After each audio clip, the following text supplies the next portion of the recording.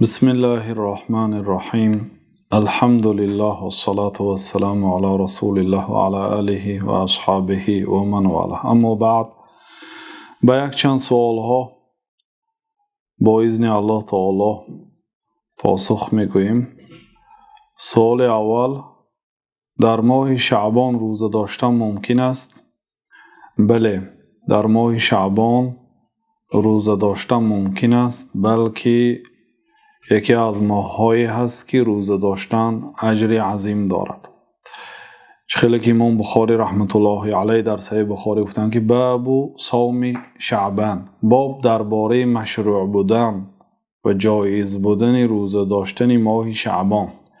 سپس حدیث حضرت عایشه رضی الله عنها را ذکر کردند که حضرت عایشه گفتند که ما رأیت رسول الله صلی الله علیه و سلم استکمل صیام شهر الا رمضان و ما رأیته اکثر صیاما منه فی شعبان. حضرت عایشه رضی الله عنها میگویند که ندیدم جناب رسول الله صلی الله علیه و سلم را که یگان ماه را پر روزه داشته باشند غیر ماه رمضان، یعنی یگان ماهی که پر 29 روز یا 30 روز روزه می داشتند این ماه مبارک رمضان بود. و ما رأیته اکثر صیاما منه فی شعبان، و در یگان ماه ندیدم که جناب رسول الله صلی الله علیه وسلم بسیار روزه داشته باشند مثل شعبان، یعنی اکثر شعبان را جناب رسول الله صلی الله علیه وسلم روزه می داشتند. بنابراین حضرت عایشه رضی الله عنها گفتند که کان یکون علی الصوم من رمضان فلا اقضیه فما استطیع ان اقضیه الا فی شعبان. من از رمضان گذشته قرضدار بودم، یعنی قضایی داشتم، من نمیتوانستم اون قضایی را ادا کنم مگرم در شعبان.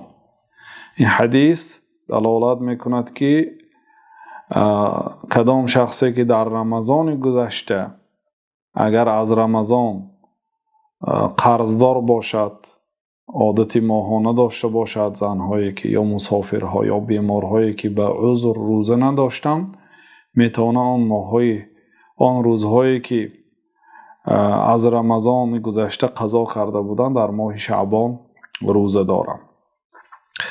و امروز که 25 شعبان است، دیگر چند روز، 5 روز یا 4 روز دیگر تا رمضان باقی مانده است. و یک حدیث امام بخاری و مسلم را هم به شما خاطر رسان میکنم که جناب رسول الله صلی الله علیه وسلم گفتند که لا یتقدمن احدکم رمضان بصوم یوم ولا یومین الا ان یکون رجل کان یصوم صومه فلیصم ذلك اليوم. یکی شما ماه مبارک رمضان را با روزه یک روز یا 2 روز پیشواز نگیرد، یعنی از رمضان 1 روز یا 2 روز یگان انسان روزه نگیرد، منع است. اصل منع دلالت به تحریم است، یعنی حرام است روزه داشتنی از رمضان 1 روز یا 2 روز پیشتر، علل خصوص همچون احتیاط هم روزه ندارد. الا رجل کان یصوم صوما، مگر یه مردی که عادتا روزه می داشت، مثلا پنجشنبه دوشنبه روزه می داشت، اتفاقا همین پنجشنبه یا دوشنبه پیش از رمضان موافقت کرد، او حق دارد که روزه دارد، چون عادت او پنجشنبه دوشنبه روزه داشتن بود، بگذار برای او اجازت است که روزه دارد. والله اعلم. سوال دیگر میگم مسبوق ثنا خواند. مسبوق یعنی شخصی که به نماز جماعت دیر آمده است، آیا ثنا خواند یا نه؟ بله، اگر امکانیت ثنا و سوره فاتحه را خواندن داشته باشد بخواند، ولی ببیند که اگر امام به رکوع نزدیک مانده است در این صورت ثنا نمیخواند، حرکت میکند سوره فاتحه را خواند، چون که قرائت سوره فاتحه حتمی و واجب است. بنابراین سوره فاتحه را میخواند. اما آمد است که امام در رکوع هست، در این حالت نه سوره فاتحه میخواند نه ثنا میخواند، بلکه به امام اقتدا میکند، یعنی به رکوع میرود و ثنا و سوره فاتحه از او ساقط می شود. ثنا خواندن این در نزد جمهور علما سنت است، یعنی کسی خواند ثواب میگیره، کسی نخواند گناهکار نمی شود. سوال دیگری، در شرایط تنگ در یک خانه با برادران شوهر زیستن و دیدن دادر شوهر جایز است؟ خب در حدیثی که امام بخاری و مسلم روایت کردن، جناب رسول الله صلی الله علیه و سلم ما را از خلوت ماندن با زنهای بیگانه نهی کردن، منع کردن و زنی برادر و زنی دادر زنی بیگانه حساب می شد. اگرچه از نگاهی مثلا خویشاوندی گیرید زنی برادر یا زنی دادر، ولی از نگاهی محرمیت نگاه کنید او بیگانه حساب می شد، برای آنکه شوهر وقتی که وفات کرد یا طلاق داد می تواند برادر شوهر یا دادر شوهر آن همسری برادرش را به زنی گرفته می تواند، بنابراین او بیگانه حساب می شود. پیامبر صلی الله علیه و سلم منع کردند خلوت ماندن مرد را با زنهای بیگانه، گفتن ایاکم و دخول علی النساء، شما بسیار حذر کنید اینکه به نزد زنها درآیید، یعنی با زنها خلوت مانید. بعد یه مرد از انصاری ها از اهل مدینه گفت که یا رسول الله افرأیت الحمو، یا رسول الله خبر دهید آید حمو، یعنی نزدیکترین خویشای شوهر مانند برادر شوهر، دادر شوهر که اینها در یک خانه زندگی میکنن، مثلا در حالتی که برادرش نیست به خانه وارد میشود، آیا جایز است یا نه؟ جناب رسول الله صلی الله علیه و سلم گفتند که الحمو و الموت، برادری شوهر یا دادر شوهر مرگ است گفتند، یعنی بسیار خطرناک است، برای آنکه حتی مردم هم گمانی بد نمی کنند، حتی برادر هم گمانی بد نمی کند که دادری من یا برادری من هیچگاه به این عمل دست نمی زند، گفته گمانی بد نمی کند. الحمو و الموت یعنی این به مرده به مرگ می رساند، یا اینکه به بنابر تفسیری بعضی ها مرگ بهتر است از این گفتند. وقتی که برادر یا دادر با همسری برادر یا دادرش اگر این کار زشت را انجام دهد مرگ از این روز بهتر است، به این معنا یعنی احتیاط بهتر است. بله در شهرهای مسافرت واقعا ضرورت پیش آمده است که در یک مثلا خانه که اگر دو حجرگی باشدم در یک حجره دیگر برادر زندگی کند و در دیگر حجره برادر یا دادرش با همراهی همسرش زندگی کند، هم بعضی علما منع کردند. برای چی؟ برای آنکه اینها در راهرو و در حمام و در آشخانه به همدیگر جای اینها علاهیده نیست، اینجا عمومی که هست در این جاها احتمال خلوت ماندن هست گفتن و این مفسده بزرگ دارد.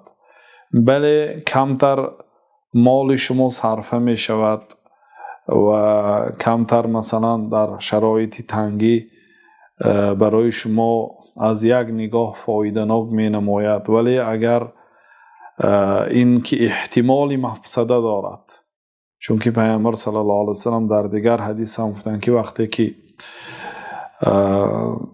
یه مرد بیگانه با زن بیگانه خلوت ماند سومین آنها شیطان می شود و می شود حالت هایی که آنها خلوت مانند.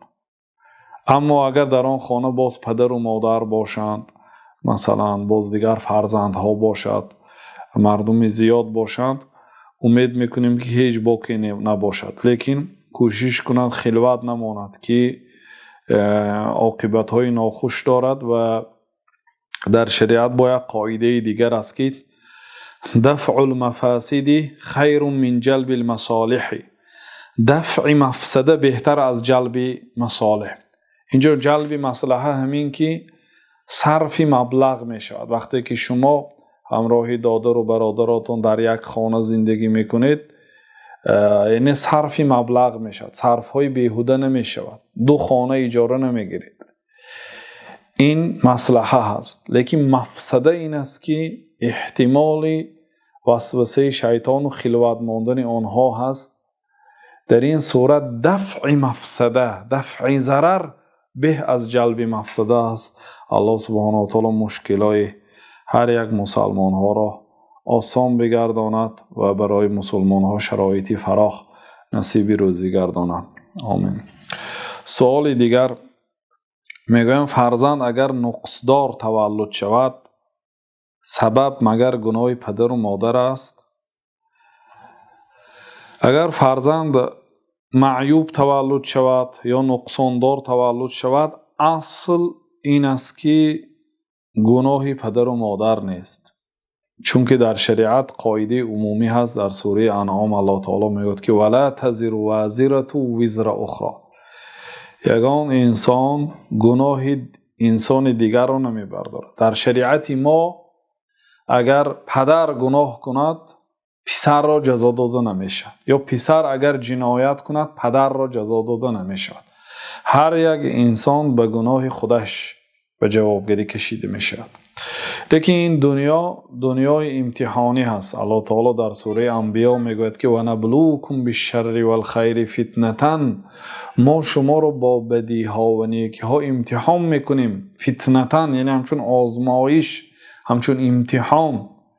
البته وقتی که فرزند انسان نقصدار تولد می شود، این هم امتحان به پدر و مادر او که آیا به این مصیبتی که از جانب الله تعالی به آنها آمد صبر میکنند یا نه، و هم امتحان به خود آن فرزند که میگوید من چی گناه کردم که الله سبحانه و تعالی مرا از روزی که به دنیا آمدم نقصاندار آفرید. البته شرط نه که هر یک مصیبت سببش گناه باشد، بله اکثر مصیبت ها سببش گناه است، ولی مصیبت های می شود برای بالا برداشتن مرتبه انسان در آخرت.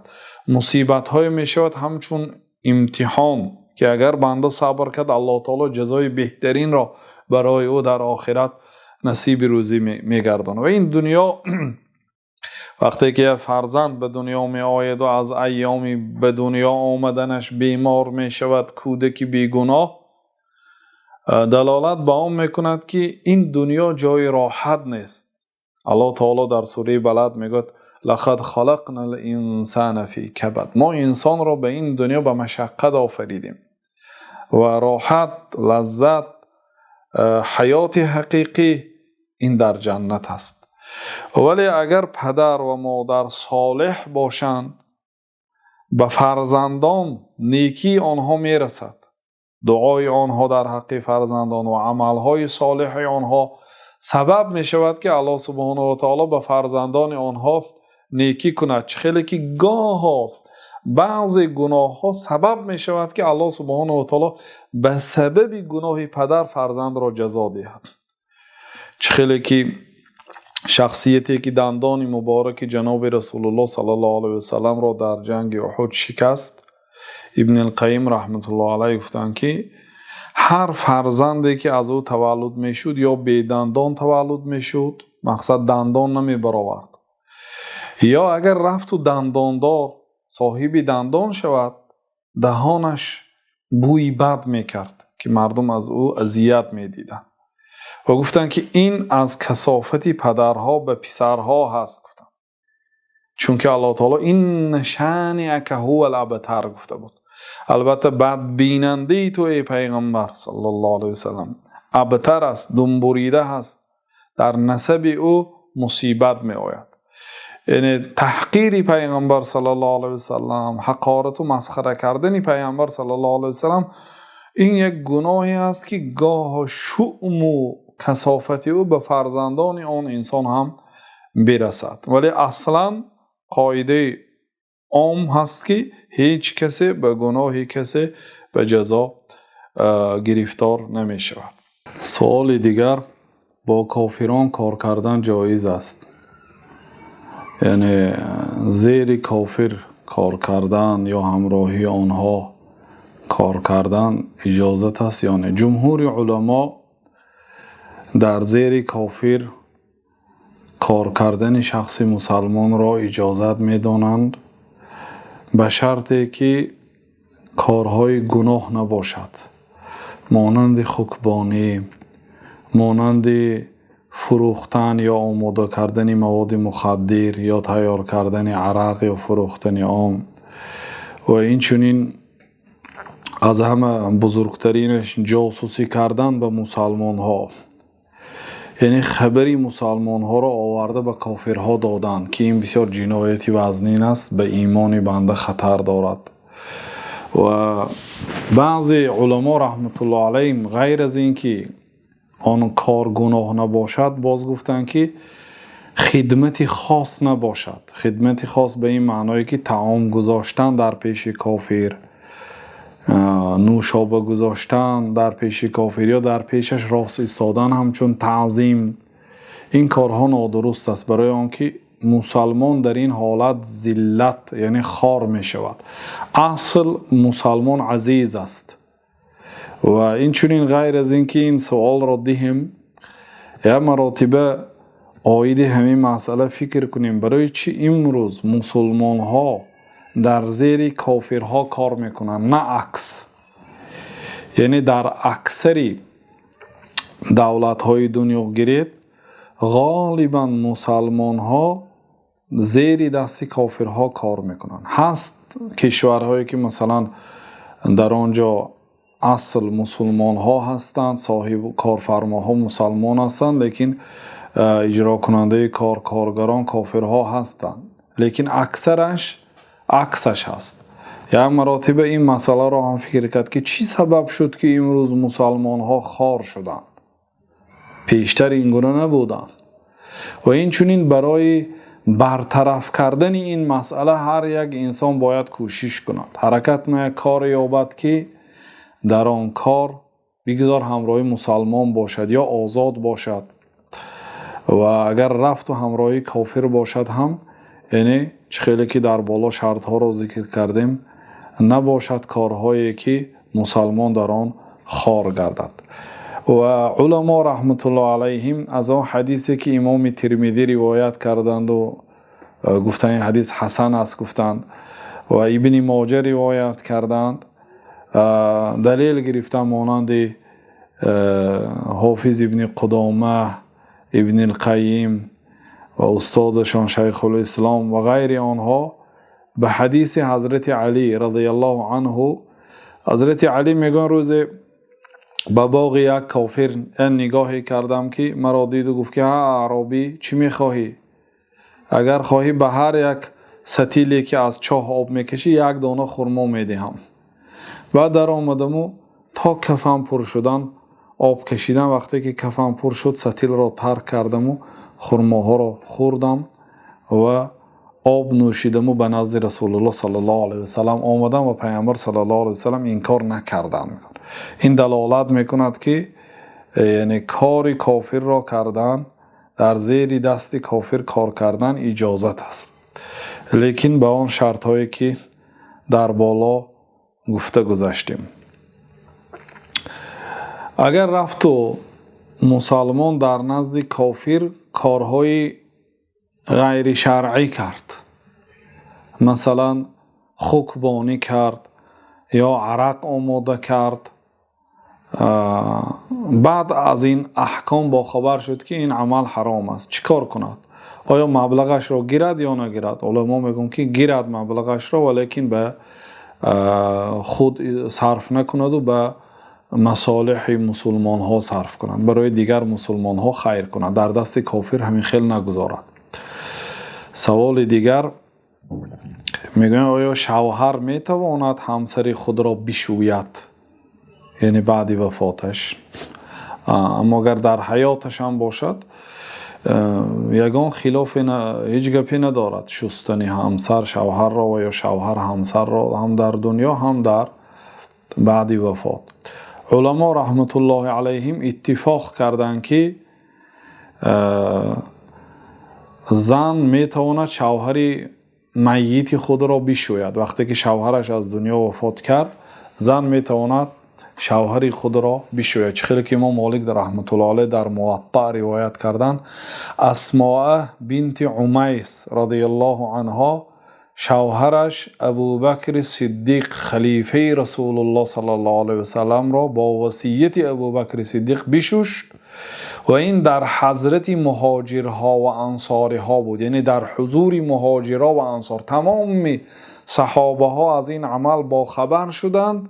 فلم ینکر ذلک احد، یگان انسان انکار نکرد. بنابراین ابن المنذر رحمت الله علیه گفتند که و اجمعوا ان المرأة تغسل زوجها اذا ماتت. علما رحمت الله علیهم اجماع کردند که زن میتواند شوهرش اگر وفات کند شوهرش را بشوید، یگان خلافی نیست. و اختلفوا فی جواز غسل الزوج امرأته اذا توفی، لیکن در عکسش کمتر خلافی هست. اگر شوهر وفات کند آیا همسرش زنش میتواند شوهرش را بشوید؟ جمهور علما گفتند که مرد میتواند اینکه همسرش یعنی عائله اش را بشوید، زنش را. خیلی که اصحاب سنن ابو داود و نسائی و ابن ماجه و ترمذی رحمت الله علیهم روایت کردند حضرت علی حضرت فاطمه همسرشان که دختر جناب رسول الله صلی الله علیه و سلم هستند، وقتی که حضرت فاطمه گذشتن حضرت علی شستند و این بین صحابه ها مشهور شد و یگان صحابه انکار نکردند. این هم به منزلت اجماع سکوتی، همه سکوت کردند، حالا که صحابه ها لا یأخذهم فی الله لومة لائم، در راه الله تعالی از ملامت کسی نمیترسند. وقتی که حضرت علی حضرت فاطمه رو خیلی بر وقت، برای اونکه وقتی که پیامبر صلی الله علیه و سلم گذشتن بعد 6 ماه بعد 6 ماهی وفات رسول الله صلی الله علیه و سلم حضرت فاطمه از دنیا گذشتن، یعنی در خلافتی حضرت ابوبکر صدیق که جمهوری صحابه ها زنده بودند، حضرت علی حضرت فاطمه را شستند، کسی انکار نکرد. و این چونین حضرت عایشه رضی الله عنها حدیثی دارند که پیامبر صلی الله علیه و سلم به حضرت عایشه گفتند که لو مت قبل، ای عایشه اگر تو از من پیشتر وفات کنی لغسلتکی و کفنتکی و صلیت علیک و دفنتکی، اگر تو از من پیشتر وفات کنی من تو را میشویم، گفتن جناب رسول الله صلی الله علیه و سلم، و کفن میکنم و به تو نماز جنازه میگذارم و تو را دفن میکنم، گفتن. روایت احمد و ابن ماجه است و این حدیث دلالت به جایز بودن شستن شوهر همسرش را بعد وفاتش میکند و طبق قیاس صحیح هم درست میگیرد، برای اون که آخر شوهرش هست و نکاح بریده نمی شود با سبب مرگ. خیلی که بعض علمای مذهب حنفی رحمت الله علیهم با همین گونه تکیه به بعض سخنهایی که اصل ندارد گفتند که حقی شستن ندارد، گفتند و حالا که این حدیث ها حجت علیه آنها هست، والله اعلم. و مسئله دیگر، اگر پدر و مادر، بعضی ها دیروز سوال کردن، اصلا باید زنها بشوید، نه فرزندش حق دارد پسرش، نه پدرش حق دارد، نه برادرش حق دارد، زنها میشوید، فقط یگانه شوهر حق دارد که بشوید. و این چون این مرد را هم باید مردها بشویند، نه مادری مرد، نه خواهری مرد، نه دختری مرد، هیچ کسی حق ندارد مرد را بشوید اگر چنده که خویشی نزدیک باشد، فقط عائله‌اش همسرش حق دارد بشوید.